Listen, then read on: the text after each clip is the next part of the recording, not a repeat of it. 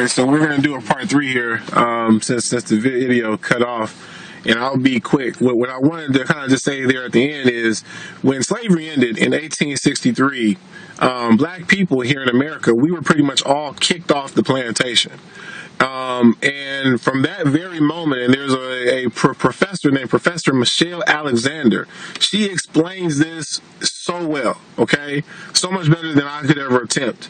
But the point I want to make here is that we were spread throughout America. Black people were not some unified group. And when we got kicked off the plantation, we had all sorts of ideas.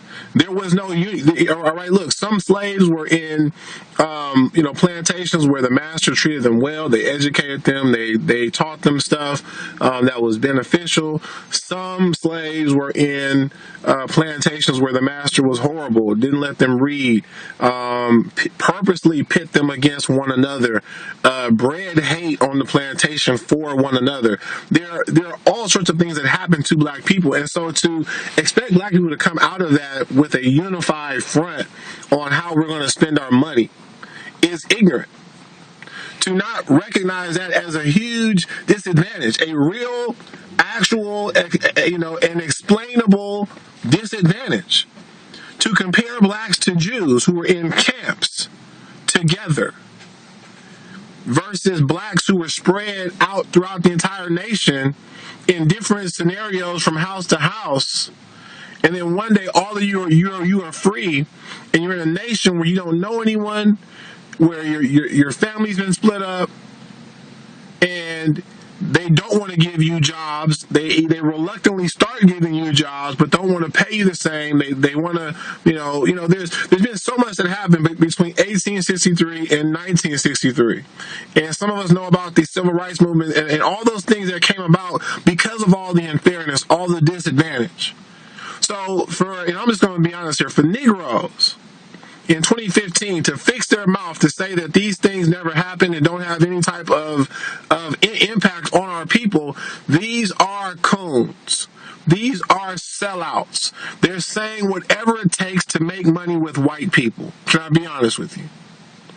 They're saying it so that white people will do business with them. That's what it comes down to.